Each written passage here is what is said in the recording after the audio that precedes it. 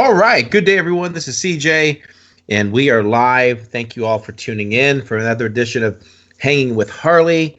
I get the honor and the privilege of riding shotgun today with Harley, so I'm very excited to kick things off. Harley is, again, comes to us. He does wonderful work with LaRouche PAC, also the Schiller Institute.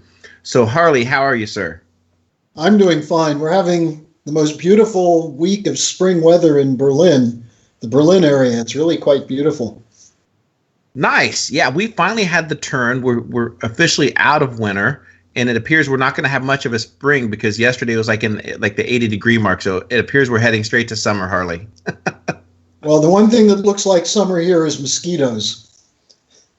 Oh, yeah. Yeah, the bugs will definitely be bad this season. But Yeah. So Harley, let's get started. And where would you like to begin, Harley? There's several different things we could discuss, but what currently is on your radar, Harley? Let's start with something more annoying than a swarm of mosquitoes, namely that fascist, racist Bibi Netanyahu, who has just essentially put Iran on notice that Israel is prepared for war. Now, his intention in doing that is to continue the pressure on Trump to break with Russia, break with China, and go into an armed confrontation, in this case with Iran, or at least to support Israel in that, in order to continue to keep the United States under domination by war. Now, this is occurring as a report just came out this week from the Pentagon on Afghanistan. And it said after 16 years of war in Afghanistan, what have we accomplished? And it basically said we've killed lots of people, including Americans. We've created more terrorists. The situation is more polarized in Afghanistan. And the fighting is not only going to continue, but more territory is controlled by Islamic extremists now than when we first went in. And the implication should be that the U.S. should move out of Afghanistan. Now we're winding down in Iraq. Trump said we're going to get out of Syria. So what does Netanyahu do? He pulls out, a classic dog and pony show of what do you call them? Props. Supposedly hundreds of thousands of pages that were confiscated or stolen by Mossad agents inside Iran. Now, the only problem is all of them date back to pre-2015, which was before the agreement was made with Iran. The International Atomic Energy Agency has confirmed repeatedly that Iran is holding to strictly the agreement that they made. They're not engaging in anything beyond what was acceptable, which I think is 20% of what they had before, just a certain amount for medical radioactivity use and also for potential for nuclear power generation. So here you have an agreement that's being upheld, and for some reason Trump keeps saying he doesn't like it. Now Netanyahu gives him the excuse to break it, which may come as early as next week, the end of next week. And if that happens, it's going to have blowback in the Middle East, possibly an Israel-Iran war. But more importantly, it may damage the otherwise promising developments on the Korean Peninsula.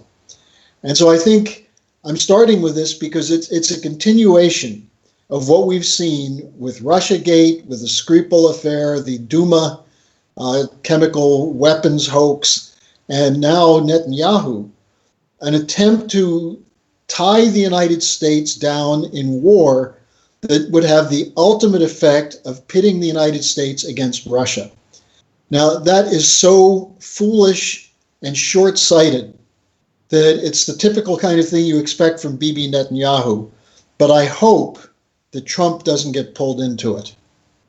Yeah, Harley, it's very interesting. I think this is kind of an admission that their efforts in Syria have failed.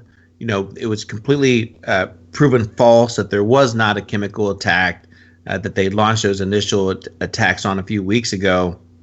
And now to witness Benjamin Netanyahu come out with these documents, these CDs, and you're absolutely right. These documents are several years old, which they may have had that data preserved and secured, but now he's trying to ratchet up, trying to get position, trying to get the international community to support possibly some preemptive strike with Iran. I mean, that's ridiculous, Harley. Well, and here's something that only people who listen to Rogue Money and possibly Russia Today might know, which is that Maria Zakharova, the foreign ministry spokesman in Russia, made a devastating statement yesterday regarding these hoaxes. She said, all right, a year into the Russiagate thing, no evidence of collusion, no evidence of Russia meddling. 2 months after the Skripal affair, dead silence from Britain on this. If this really was a Russian chemical attack, why are they not talking about it anymore? And then she said, as for Duma, all we're waiting for is the OPCW to quietly say there was no chemical weapon attack in Syria. Now, all of these things have been proven to be false flags. Why? What's the issue here? The issue is that we're on the verge of a tremendous breakthrough strategically internationally. That was started with the China One Belt, One Road policy. And I know some of your listeners are still skeptical or hostile to the idea that China could be doing something good in the world. I just encourage them to read the multitude of reports that are coming out, including from such companies as Price Waterhouse, who are now acknowledging that it's not a bubble in China, it's a real economy. But you have China moving, Russia is coordinating with them. Now you just had Xi Jinping and Prime Minister Modi of India talking about a broader settlement between those two countries, so that it means India is not being suckered in by their former British colonial masters into this stupid Indo-Pacific region geopolitical nonsense against China. You have Africa moving aggressively in support of Chinese involvement in Africa. This last week, the Dominican Republic president said he wants to be on the right side of history. Therefore, the Dominican Republic is going to join with China in economic ventures in Central America. Peru, now that they got rid of their Wall Street president, Kaczynski, Peru is now moving aggressively with China for a transoceanic connection between the Pacific and the Atlantic in South America. And then Portugal just announced yesterday that their main port on the Atlantic, or their second main port on the Atlantic, is going to be a hub for the maritime Silk Road. Now, there's a lot more that could be said about this, but what does this represent? You put together the petro-yuan, the Chinese extending close to $1 trillion in credit over the last 2 years for various projects, more than 85 nations joining in the Belt and Road on some level, and President Trump interested in this. This represents an alternative universe to the transatlantic globalist universe of the Bush, Clinton, Obama, City of London, Brussels crowd, which is sitting on top of trillions of dollars of unsustainable debt. So we're seeing a dramatic shift toward Eurasia. Now, anybody who knows anything about British geopolitics and the American elites who are steeped in this know that the number one enemy of British geopolitics is the idea of Europe joining with Eurasia. And if Germany were to break, Italy and France would follow quickly. If Russia were to align itself, if Trump were to align himself with Russia and China on these policies, the transatlantic financial system would be finished overnight. Now, I know a lot of your listeners don't believe that because they think that God created on the 8th day the transatlantic financial system and it's always going to be there. Yeah. But I assure you that that's not in any version of the Bible that I've ever seen. Harley, where is that opportunity? Where does that opportunity for the Trump administration to insert itself into that conversation with Russia, with China? They still continue to make everything so toxic. So with Mike Pompeo visiting Saudi Arabia, visiting Israel, is there any chance that he's green lighting this? I'm trying to understand, currently who has Trump's ear right now and is influencing him with what potentially could be a withdrawal from this nuclear treaty. Well, I think that's Trump's personal view on the Iran treaty, and the fact that he's getting backup from Pompeo and John Bolton may be a factor. But I think in general, Trump is making his own foreign policy. And I think what we're going to see, I'm hoping that there'll be some kind of accord that comes out of these meetings in China going on now with Mnuchin and Lighthizer and others with the Chinese, so it doesn't just blow up. I think the offer to Trump that's on the table from China is that the Chinese would undertake to reduce their balance of trade surplus by allowing American firms to participate in partnerships on some of the Belt and Road projects.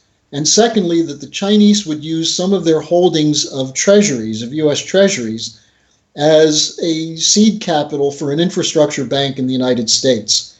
Now, these are proposals that have been made by the Chinese. Trump is well aware of them. He's discussed it with Xi Jinping, with Jack Ma, with Liu He, who's the chief economist for the Xi government. All of these things are on the table. Now, the question is, does Trump listen to people like little Marco Rubio, who he devastated in the primaries? Rubio, for example, went ballistic when he heard that the Dominican Republic was embracing China.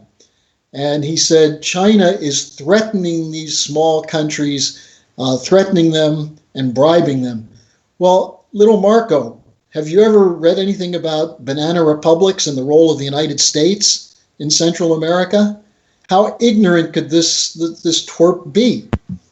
How does someone get to be a senator who doesn't understand the first thing from Perkins' book, Economic Hitmen?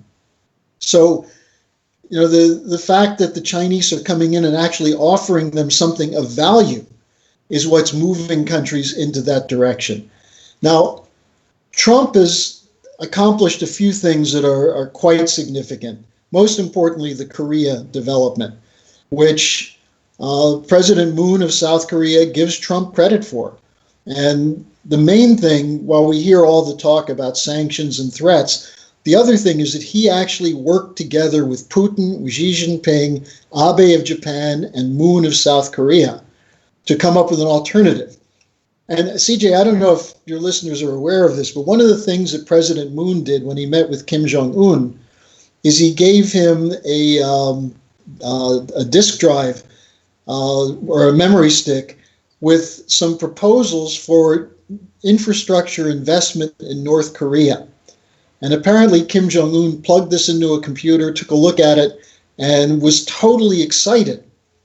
Now, that's how you make diplomatic progress. You make an offer and say, look, this is the potential. We don't want to just hit you on the head. We'd like to put you in a situation where you don't feel threatened and don't need to develop nuclear weapons.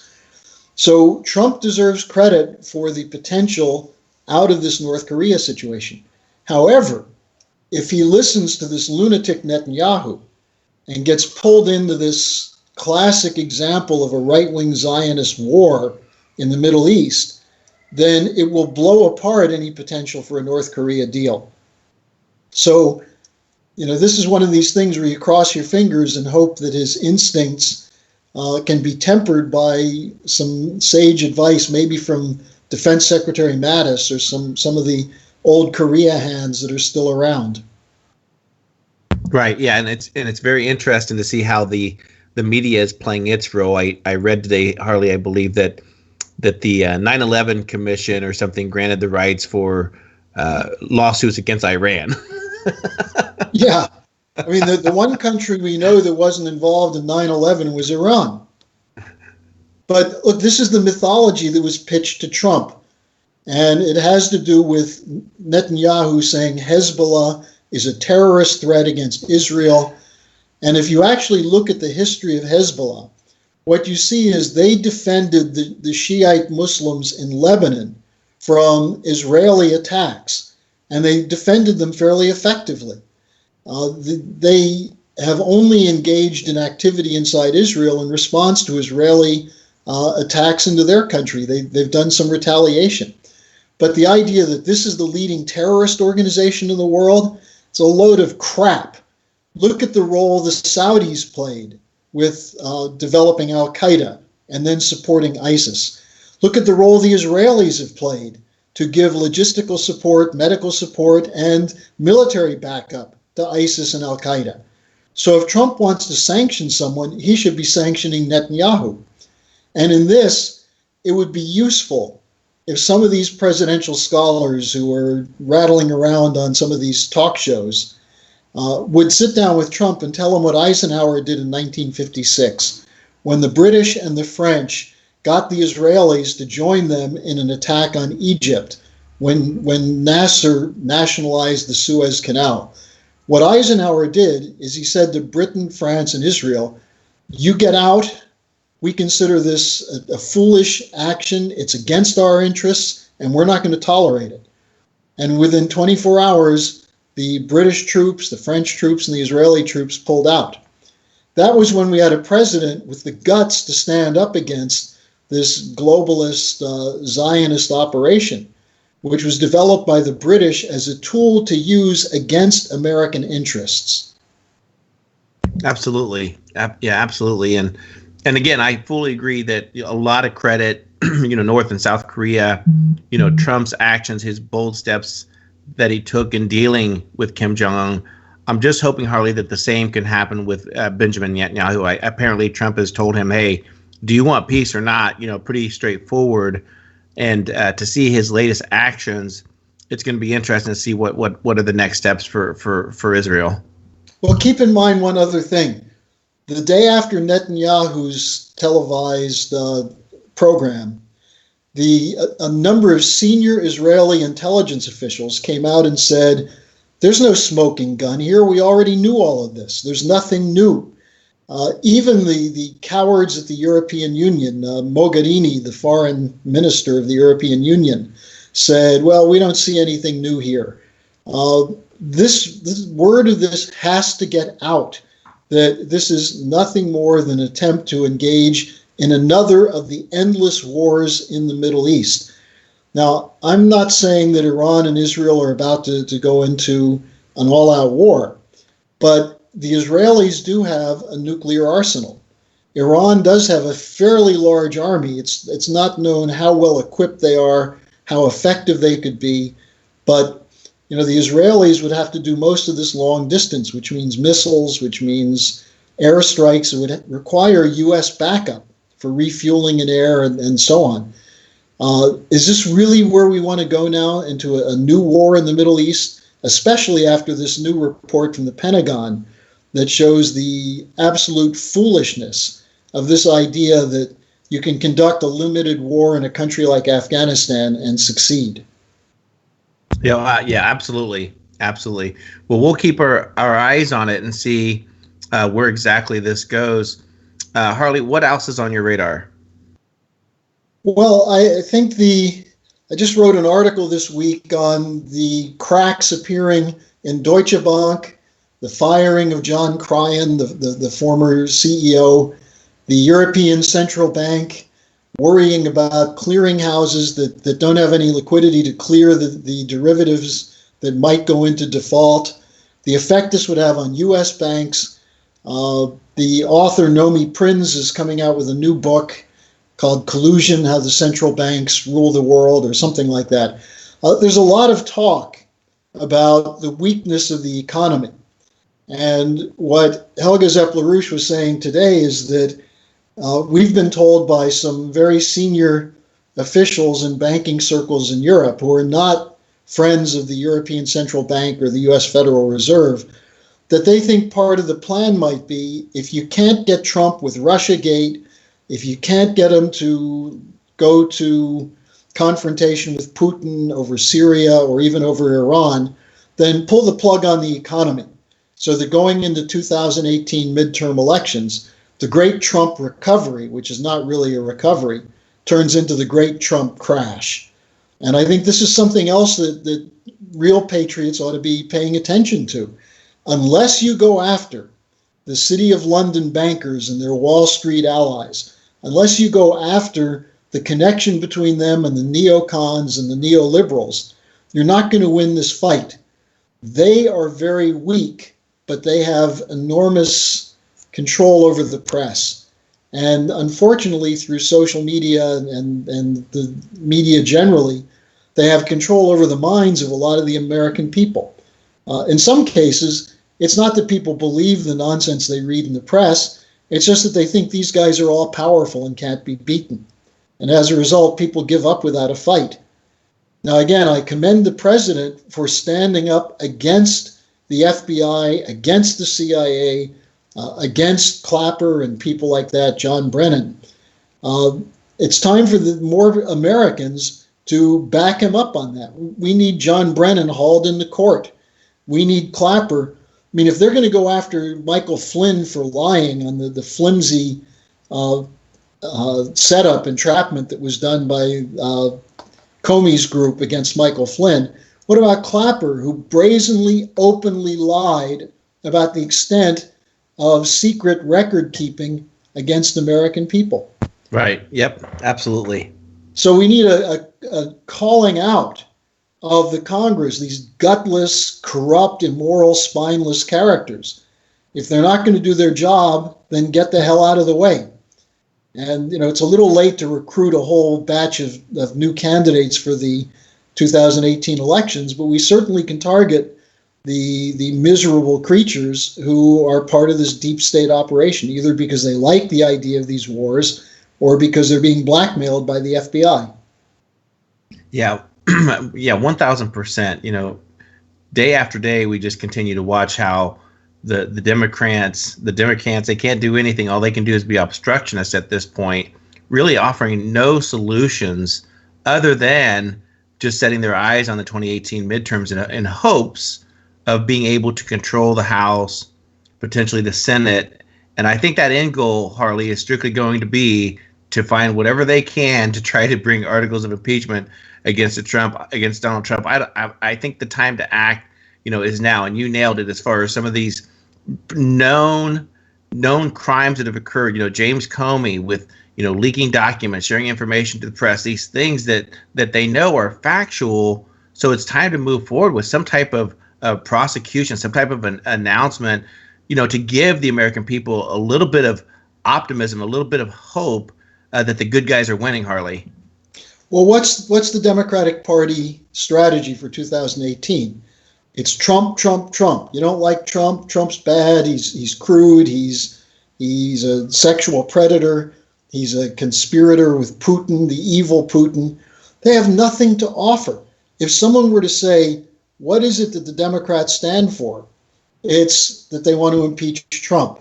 This legal suit that they filed is completely worthless from a legal standpoint, but it's designed to tie down the president, people like Roger Stone.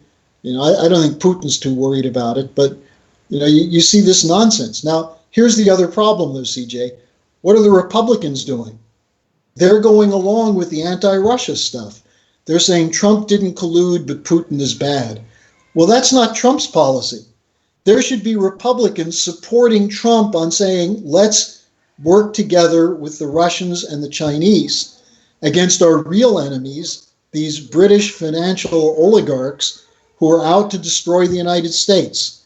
If we had some Republicans and hopefully some Democrats who would say things like that, then you could actually have an interesting midterm election that would be based on principle as opposed to gossip and foolishness. Yeah, absolutely. Absolutely. I watched last night on Hannity. It looked like that Giuliani coming aboard as far as the legal defense team. I think that's a great move. I think he's going to be able to help Trump. He's kind of reminds me of that pit bull that's there to really force some of these issues. And let's hope that here soon that things can get turned around and we can finally move America past this whole Russiagate collusion thing. Well, I think what the president's attorney should say is, listen, Bob Mueller, if you have some crimes, if you have some evidence of crimes, present it. Otherwise, you got to shut down.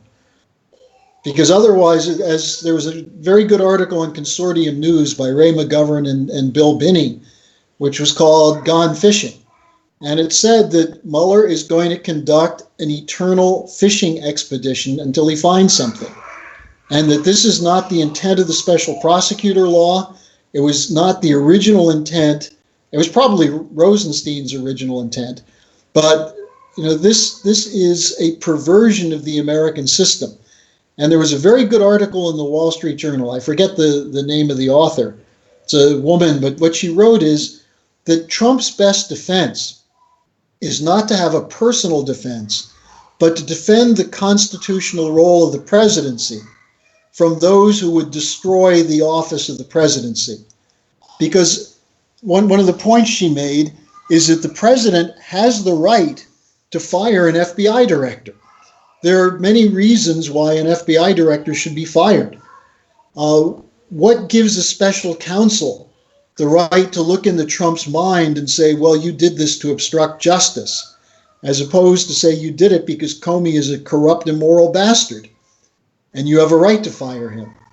So I think if Giuliani wants to do something effective, it would be to make this less about Trump and more about the assault on the Constitution, which was launched initially by the Obama team of Brennan, Clapper, Comey, Sally Yates, McCabe at the FBI, their whole team, against the Constitution. And Trump happened to be the person standing in as someone who is trying to defend the constitutional role of the presidency. Yeah, I like that. Yeah, I like that a lot. Harley, closing thoughts, and then also please share how our listeners can learn more about you and the great work that you do with LaRouche PAC and the Schiller Institute. Well, as I said, I just wrote an article on the financial side of things and how this is being used as a potential threat against Trump in the United States. If people would like to see that, they can go to my blog page, which is lpac.co/Harley. So it's lpac.co/HARLEY, or they can write to me, as many of your listeners do, at harleysch@gmail.com. Excellent. Very good. Thank you so much, Harley. Really appreciate it. And for our listeners and our fans, please make sure to subscribe. Please make sure to share this interview with Harley so we can get the message out. And Harley, thank you once again for great and being with us today. All right. See you next week. All right. Take care. Thank you.